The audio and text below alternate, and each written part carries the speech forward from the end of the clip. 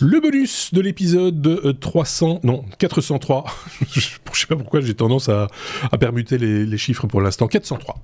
Vous avez vu l'épisode déjà? Non? Oui? Bon, vous pouvez aller le regarder après ce bonus. Vous faites comme vous voulez, hein. C'est vous qui voyez.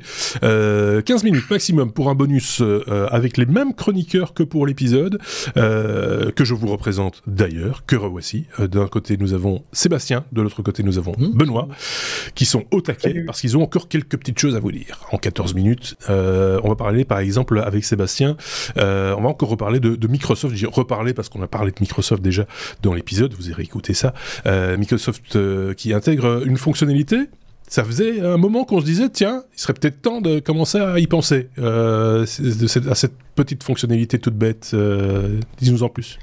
Vous savez quoi ? Dans Windows, on va bientôt pouvoir ouvrir un fichier rare, un fichier compressé, rare. Je parle pas d'un fichier qui n'est pas très fréquent, hein, je parle d'un fichier RAR, de façon native, directement dans le Finder, comme on le fait pour les fichiers zip.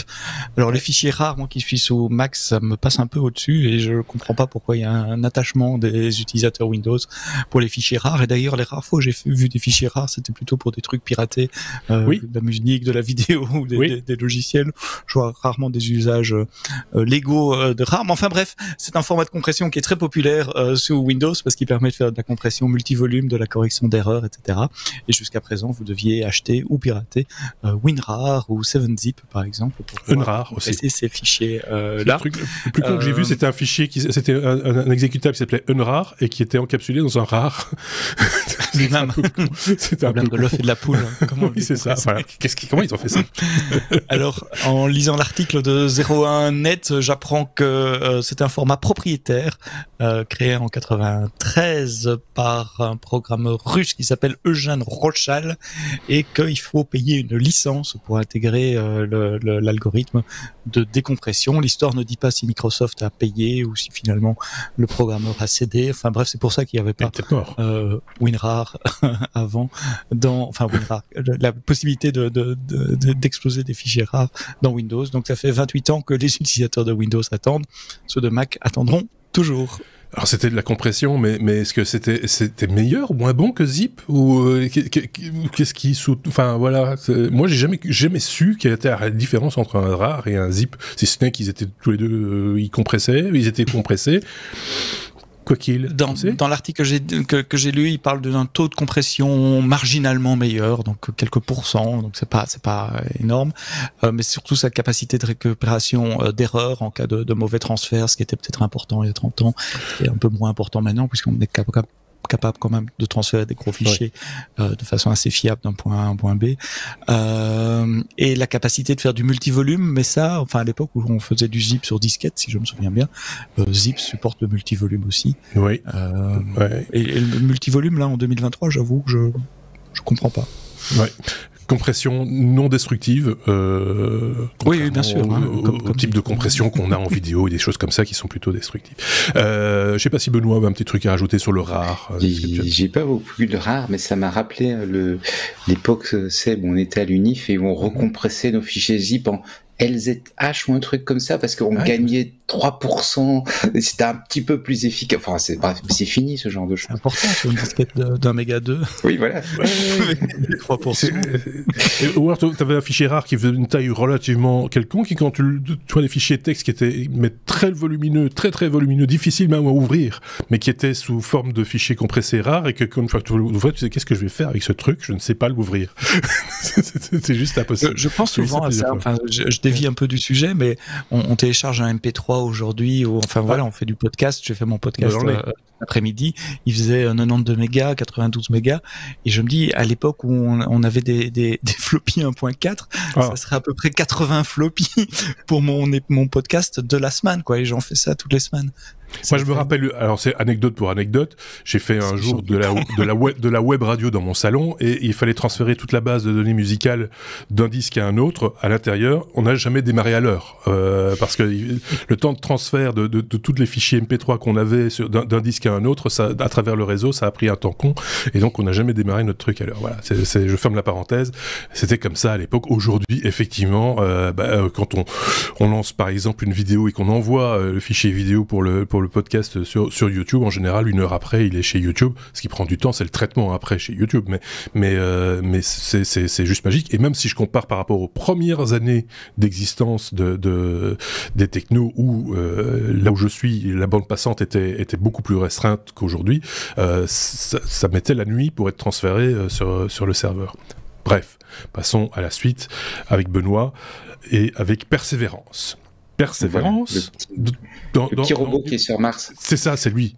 Voilà, le petit robot qui est sur Mars. Tu sais, celui qui a un petit hélicoptère là. Oui, j'adore. Ben, si tu le veux chez toi, maintenant Lego te vend un set Lego technique et tu peux le fabriquer à la maison si tu as un week-end de libre et que tu as l'envie de placer un peu plus de 1000 pièces ensemble patiemment et attentivement. Mais ça, je pense que voilà, il y a des gens qui aiment bien ce genre de choses. C'est un hobby. Oui. Ça s'adresse pas au Lego pour enfants. Hein. C'est du Lego pour adultes. Mais c'est ça. Ils ont 1000 pièces, voilà. C'est ce que je voulais dire par rapport à Lego. Ils ont quand même été malins parce qu'ils accompagnent dans l'âge des utilisateurs, pas de la première heure, parce que ceux-là, ils sont morts. Mais certains utilisateurs qui sont devenus adultes et sont restés de grands enfants, ils continuent à les accompagner avec des boîtes comme ça. Moi, ça me parle pas tant que ça. Très honnêtement. Non, mais je sais. Il y a un truc que j'ai trouvé marrant, c'est qu'ils n'ont pas mis des moteurs dans le robot, donc il roule pas vraiment.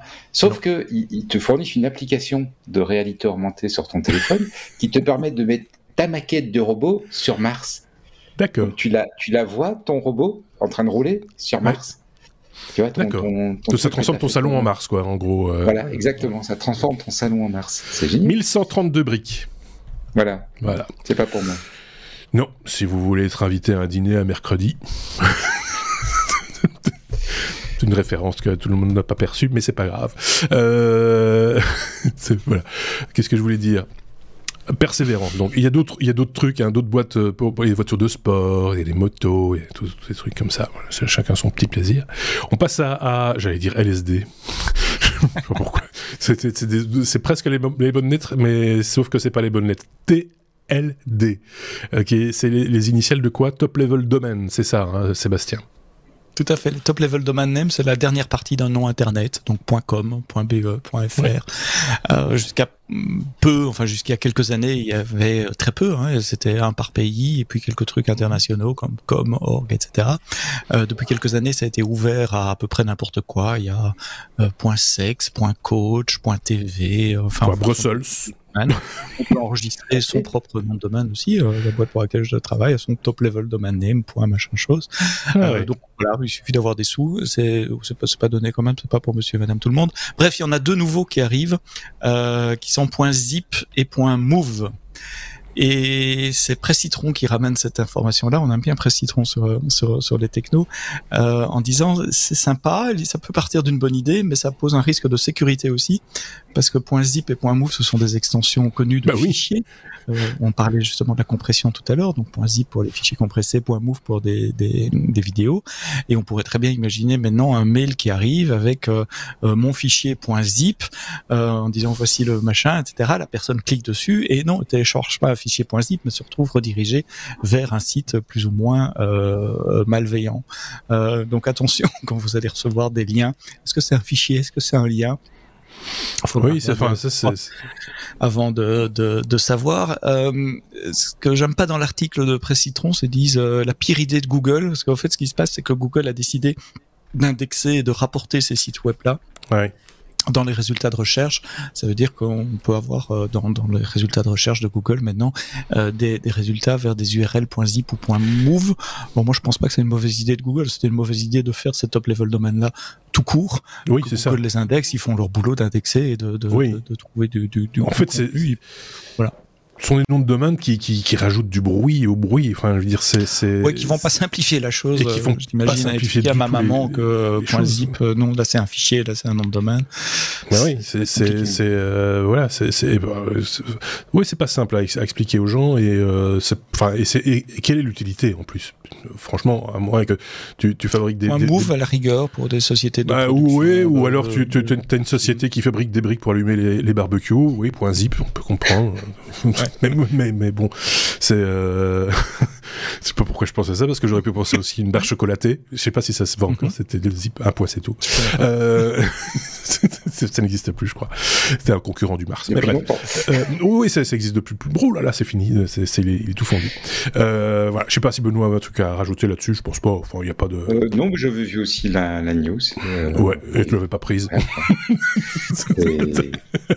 C'est vrai que ça pose question, mais bon. Ça pose plein de questions. Mais on verra quel sera le succès de ces machins-là. Moi, je suis pas convaincu que Enfin, moi, j'achèterais pas un domaine en .zip. Comptez pas pour moi, sur moi là. Benoît, on revient chez toi pour parler de batterie. Et de connecteur de batterie. Voilà. Alors, c'est bonnes minutes pour vieux expliquer. comme le monde. Ouais. C'est vieux comme le monde, mais je l'ai seulement découvert cette semaine, la semaine dernière. Et je me suis dit qu'il fallait que j'en parle parce que j'en ai parlé un petit peu autour de moi et il n'y avait pas grand monde qui le savait. Et donc, bref. Si vous venez de l'époque, il y avait des batteries dans les téléphones. Ouais. C'est fini depuis longtemps, mais on a encore plein de batteries. Il y a toujours de batteries, mais... Oui, mais tu l'as changé. Ouais. Et il y avait on a toujours des outils, on a plein de gadgets comme ça, qui sont des appareils photo et tout, sur lesquels tu as une petite batterie que tu peux changer. Et il y a généralement 3 petits connecteurs en cuivre, ou 4 parfois. Et je me demandais, sans y avoir passé beaucoup de temps, mais à quoi sert le 3e? Parce que plus je comprends, moins je comprends. Mais le 3e, c'est pas quoi, une prise électrique qui serait la mise à la terre. Donc bon, et ben c'est quand même important, c'est un élément de sécurité, c'est une thermorésistance. Ça dit à la machine qui est en train de charger, donc je vois à ton hockey que tu étais comme moi et comme pas mal de gens, tu ne le savais pas, ça donne à la machine qui est en train de charger une indication quand ta batterie est en train de chauffer. Donc si ta batterie chauffe, la thermorésistance diminue dans sa résistance et la machine qui charge ou qui utilise la batterie se rend compte que tiens, la batterie est en train de chauffer, il faut faire attention. C'est une petite vidéo, je vous ai mis le lien dans les sujets. Allez la voir parce que c'est très court, c'est super bien expliqué, il montre avec un multimètre et tout, il fait l'essai, ça marche bien. Alors pourquoi c'est important? Parce que cette notion de sécurité, elle est importante. Une batterie qui chauffe, c'est une batterie qui est dangereuse. Et un feu de batterie, c'est assez compliqué à éteindre. Oui. Or, la vidéo explique une deuxième étape. Quand on achète des batteries bon marché, tu vois, des copies, des clones, des machins comme ça, pas systématiquement toutes, mais certains fabricants de ces batteries bon marché se disent, en fait, une thermorésistance, c'est cher. Si je mettais une bête résistance, la machine derrière va se dire très bien, le truc ne chauffe pas, je peux continuer à envoyer du courant plein pot. Et si la batterie chauffe, malheureusement, le côté thermomètre, le côté sécurité est désactivé. Et donc ça, c'est pas bon du tout. Et ça m'a rappelé un YouTuber que j'aime bien, que je suis, et qui a dû interrompre ses vacances il y a quelques années parce que, tout simplement, il avait une batterie comme ça, deuxième main, un produit copie, qu'il avait chargé dans sa voiture. Avec le soleil, la voiture a chauffé, la batterie a chauffé, la batterie a pris feu, la voiture a pris feu, vacances terminées. Donc c'est pas neutre quand même ce genre de truc. Et ça vaut la peine de... Enfin, moi, je suis content de le savoir. Je serai un peu plus prudent dans mes achats de batterie quand... Alors, quand tu as posé la question, je me suis dit, ça, c'est pour faire un contrôle mais de qualité ou de charge de la batterie, pour savoir quand elle est... Enfin, il me semblait, dans mon souvenir, qu'il y avait effectivement quelque chose qui me parlait sur la... Mais je ne savais pas que c'était une thermorésistance, par contre. Ou alors, je l'ai su, j'ai oublié. Possible aussi. Et je trouve ça plutôt malin. Et évidemment, il faut que ça fonctionne. Enfin, il faut pas commencer à... C'est comme le fusible. Il faut pas commencer à mettre un clou à la place d'un fusible. C'est ridicule. C'est parce que c'est là qu'on commence à avoir des soucis. Et souvent, les gens qui ont des soucis de batterie qui brûle ou qui chauffe, quand je dis souvent, il faut pas trop généraliser non plus, mais je connais quelqu'un qui avait laissé son téléphone à charger avec un chargeur bon marché, entre guillemets, qui n'avait probablement pas de système de sécurité un peu du même genre, et il a failli avoir un incendie chez lui, puis on m'a dit c'est à cause du smartphone. J'ai dit non, c'est à cause de tes économies. Achète le chargeur de la marque et il n'y aura pas de souci. Mais voilà, ça a du sens des fois. Une batterie qui prend feu, c'est... Oui, quelle que soit la taille de la batterie, et déjà on n'a pas toujours l'impression, mais une batterie par exemple de patinette, de trottinette électrique, machin, etc., c'est déjà, ça peut brûler pendant quelques heures, hein, et les émanations, je vous parle pas des dégâts que ça peut faire sur vos poumons aussi. Bref, merci pour cette information, cette petite vidéo. On est à regarder ça dure 5 minutes, c'est bien fait, et donc ça vous informera aussi. On va s'endormir moins bête cette nuit. Du coup, grâce à vous deux. Merci Benoît, merci Sébastien. On se dit à très bientôt. La saison s'achève petit à petit, les gars. Je sais pas si vous avez remarqué, il fait chaud dans les studios, dans les bureaux 0, etc. Moi, je commence à avoir chaud. Donc ça, c'est bien, c'est positif. Merci de nous avoir suivis une nouvelle fois. Passez une très très bonne semaine. À très bientôt. Salut.